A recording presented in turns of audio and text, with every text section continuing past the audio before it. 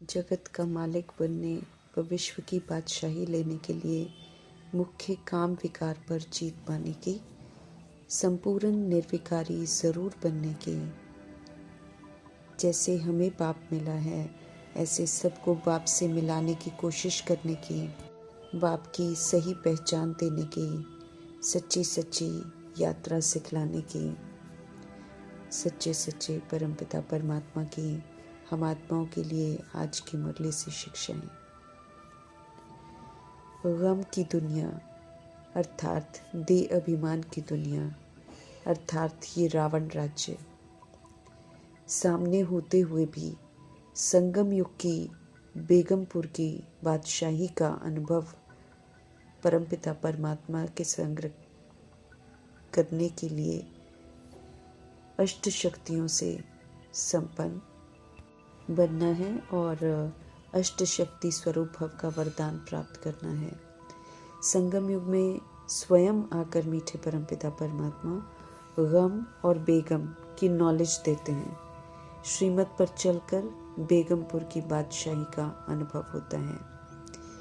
चूँकि गम को अनुभव किया होता है, इसलिए जब बेगमपुर की बादशाही का अनुभव बाबा कराते हैं तो फिर दोनों का अंतर स्पष्ट अनुभव कर सकते हैं। अष्ट शक्तियों को जो धारण कर अष्ट शक्ति स्वरूप बनते हैं, जो कर्म इंद्रिय जीत बनते हैं, वे सर्व गमों से मुक्त बादशाही का अनुभव करते हैं। अभी संगम युग में ही हम आत्माओं को बाप द्वारा सर्व शक्तियों की प्राप्ति होती है और जो सर्व गुलामियों से मुक्त कर हमें राजा बनाती है। फिर हम लेने वाले नहीं बल्कि देने वाले बन जाते हैं। जो भी बाबा से मिलता है उसका सहयोग फिर हम सबको देते हैं।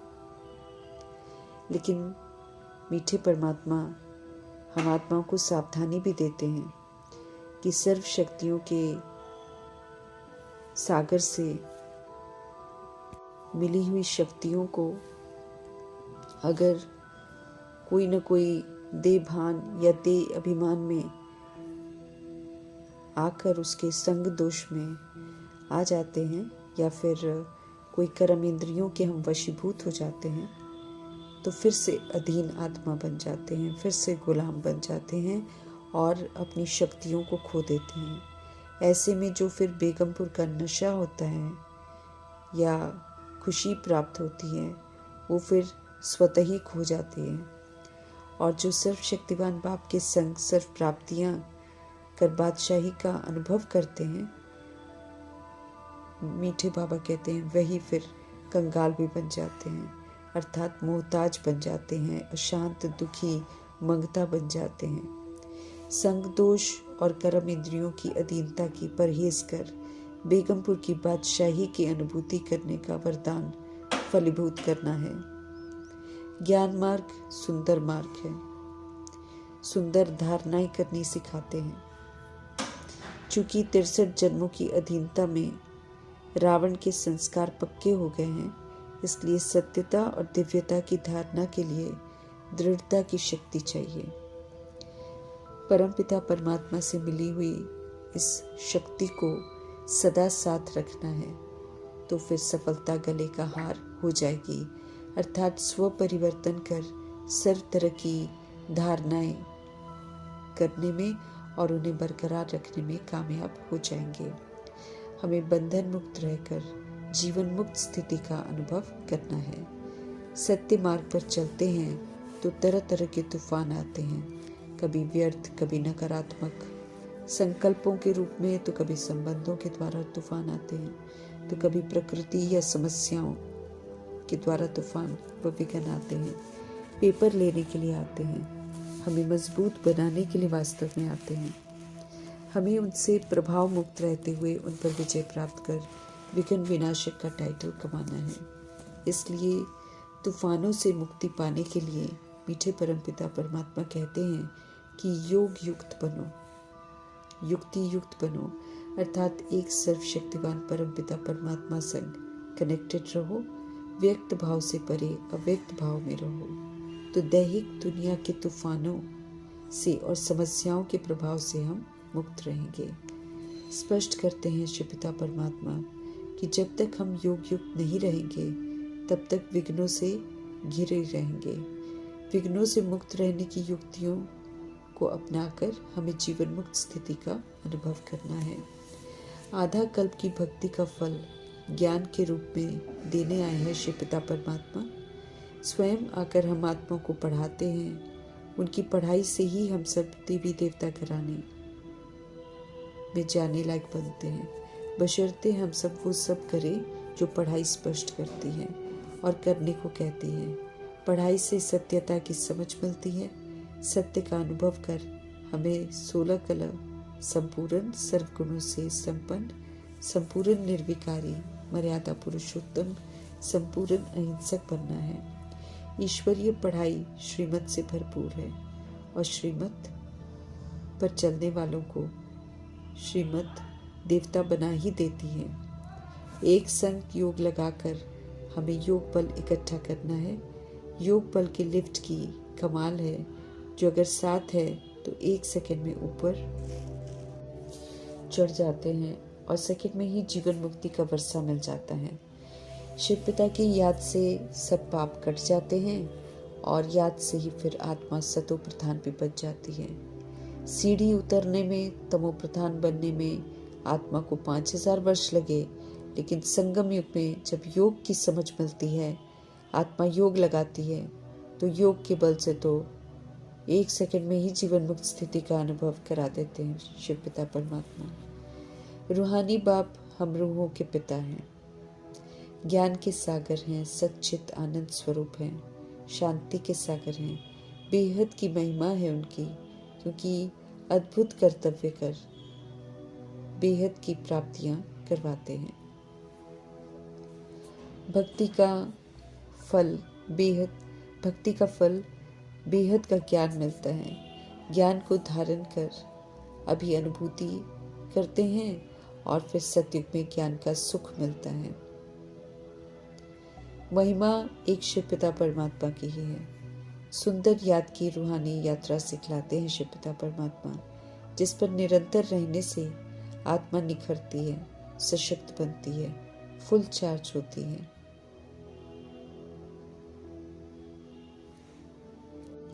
याद से ही आत्मा सशक्त बनती है और याद से ही फुल चार्ज होती है। परमात्म बायोग्राफी, परमात्म ऑक्यूपेशन की समझ मिलती है, तब हम सब अंधश्रद्धाओं से बाहर निकलते हैं। कलयुग में हम सब ब्लाइंड फेथ के शिकार हो जाते हैं, क्योंकि पत्थर बुद्धि हो जाते हैं। मीठे परमपिता परमात्मा जन्म मरण रहित हैं, इसलिए ड्रामा के सत्य को यथार्थ रीति जानते हैं और सत्य सिर्फ शिव पिता परमात्मा बता सकते हैं। बाकी तो मनुष्य आत्माएं पुनर्जन्म में आती हैं, उनमें से कोई भी सत्य नहीं बता सकता है। यही वजह है कि सत्य नहीं है तो सब आपस में लड़ते झगड़ते हैं। आज दुनिया इस दौर पर पहुंच गई है जहां पर तीसरा विश्व युद्ध होना है, क्योंकि सब मनमत पर चल रहे हैं। प्रभु की मत जो है वो हिंसा खत्म करवाती है और जो मनुष्य की मत है वो हिंसाओं को भड़काती है। ईश्वरीय पढ़ाई को अमल में लाकर हमें क्वालिफाई करना है। हम आत्माएं हैं, ज्योति बिंदु हैं। शरीर रूपी ड्रेस लेकर हम यहाँ पर पाठ बजाते हैं। असल में हम सभी आत्माएं परमधाम निवासी हैं। अब पुनः शरीर में रहते हम आत्मा को श्रेष्ठ कर्म करने हैं।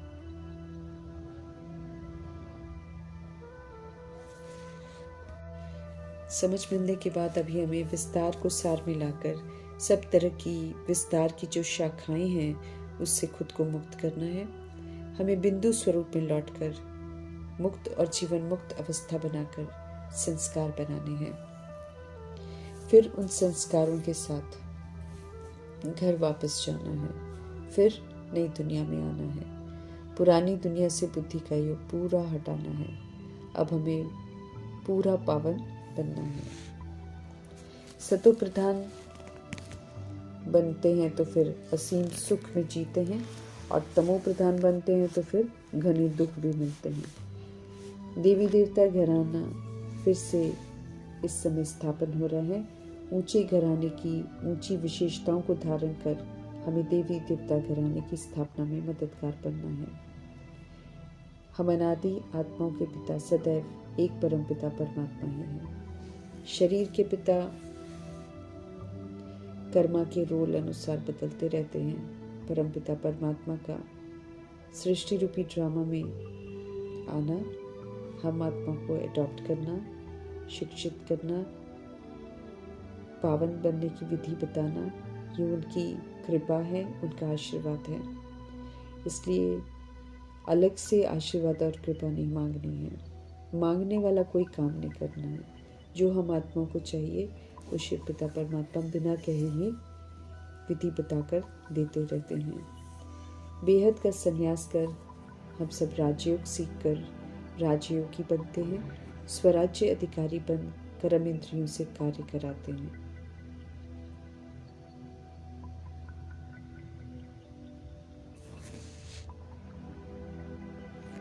परमपिता परमात्मा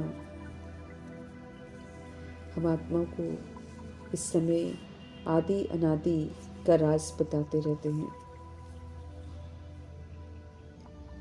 हम अनादि आत्माओं के पिता सदैव एक परम पिता परमात्मा ही है। शरीर के पिता कर्मा के रोल अनुसार बदलते रहते हैं। परम पिता परमात्मा का सृष्टि रूपी ड्रामा में आना कितना कल्याणकारी है। सभी आत्माओं का वो कल्याण करते हैं। स्वराज्य अधिकारी बनकर कर्म इंद्रियों से कार्य कराना है। फिर से अपना पूरा स्वराज्य का अधिकार लेना है, स्वराज्यधारी बनना है। ये समय है सबको सत्य बताने का, क्योंकि धरनी धीरे धीरे तैयार हो रही है। दिन पर दिन जैसे जैसे समस्याएं बढ़ती जाएंगी, आत्माओं में बेहद का वैराग आएगा। सत्य को जानने की चाहना सब में जगेगी। ऐसे में ज्ञान सुनकर परमपिता परमात्मा की तरफ सभी आकर्षित होंगे। तो सभी को सत्य ज्ञान सुनाकर सत्य बाप से मिलाना है। स्वर्ग का मालिक बनने का, मुक्ति जीवन मुक्ति का वर्षा प्राप्त करने का निमंत्रण सभी को देना है। एक शिव बाबा के सिवाय किसी और को कोई याद न करे। सत्य परमपिता परमात्मा इस समय जादूगर, सौदागर, रत्नाकर बन आत्माओं को मनुष्य से देवता बनने की जादूगरी दिखाते हैं। ज्ञान रत्नों से हम आत्मा को धनवान बनाते हैं। बुराइयों को सौंप अच्छाइयों को धारण करने की समझ देते हैं। धोबी बन आत्मा रूपी कपड़ों की धुलाई करके सुनार बन योग अग्नि में तपा कर आत्मा को निखारते हैं। भिन्न भिन्न विधियों से सत्य की धारणा करवाकर वकील बनकर हम आत्मा को रावण की जेल से छुड़ाते हैं। हम आत्मा को ले चलने के लिए शिव पिता परमात्मा आए हैं, तो हमें वापस घर चलने के लिए खुशी खुशी तैयार होना है। दुख धाम को छोड़ने में देरी नहीं करनी है। ड्रामा को अच्छी रीति समझना है। कहीं भी किसी भी चीज में हमें लगाव नहीं रखना है। विकार हम आत्माओं को गिराते हैं, गिरती कला में ले जाते हैं। समझ मिली है तो अब हमें दोबारा गिरना नहीं है। ब्रह्मा और विष्णु दर्शाते हैं कि एक ही आत्मा पुनर्जन्म में आते अनेक रूप धारण करती है। सतो प्रधान से सतो, फिर रजो, फिर तमो प्रधान बनती है। जब शिव पिता परमात्मा आते हैं तो फिर रिटर्न जर्नी करवाते हैं। फिर जैसे जैसे हमने कट धारण की होती है वैसे वैसे कट उतारनी भी होती है। पहले तमो प्रधानता की, फिर तमो की, फिर रजो की, फिर सतो की, फिर सतो प्रधान बनना होता है। सतो में भी तो कमी है ना, उन कमियों को भी दूर करना है। नर्क का मालिक बन जब वैराग आता है, भक्ति पूरी हो जाती है, तब लक्ष्मी नारायण बनने की तपस्या सिखाते हैं शिव पिता परमात्मा। सर्व धर्मों की सदगति शिव पिता परमात्मा संगम युग में आकर करते हैं। ये समय अभी चल रहा है जब हम स्वर्ग में जाने लायक बनते हैं। स्वर्ग की स्थापना में हमें मददगार बनना है। सतयुग जाने के लिए हमें उत्तम पुरुषार्थ भी करना है और पारस बुद्धि भी बनना है। सर्व तरह की कामनाओं को जीत कर जगत जीत बनना है, जिसे किसी से भी कुछ नहीं चाहिए, लेकिन जो दाता बनकर परमात्मा से मिल रही प्राप्तियों का सहयोग देता है सबको, वही जगत जीत बनता है। विकारों को बहुत काल तक यूज नहीं करके हमें संपूर्ण निर्विकारी बनना है, संपूर्ण पवित्र बनना है, श्रीमत पर पूरा चलना है। जो शिव पिता परमात्मा कहते हैं वही सुनना है और वही करने की दृढ़ प्रतिज्ञा करनी है। करेंगे, निभाएंगे तो पारस बुद्धि बनेंगे।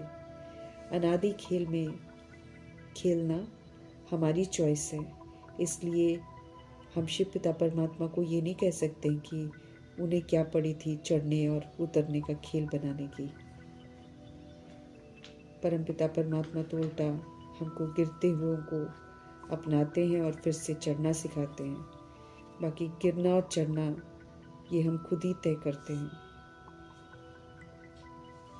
ये शिकवे शिकायत, ये उलहने जो बेतुके हैं, इनको छोड़कर मीठे परमपिता परमात्मा हम आत्माओं को कहते हैं कि संपूर्ण पवित्र बनो और स्वर्ग की बादशाही जो दे रहा हूँ वो लेने का अटेंशन रखो। तो हमें भी अपनी भूलों को रियलाइज करके सत्य परमपिता परमात्मा की श्रीमत पर चलकर स्वर्ग की बादशाही कमानी है पुरुषार्थ से। बिना कमाए कुछ नहीं मिलता है, ये मीठे परमात्मा स्पष्ट करते रहते हैं। गंभीरता से पुरुषार्थ कर हमको क्वालिफाई करना है। ऊंची प्राप्तियां करवाने वाले शिव पिता परमात्मा जी का धन्यवाद करते हुए ओम शांति।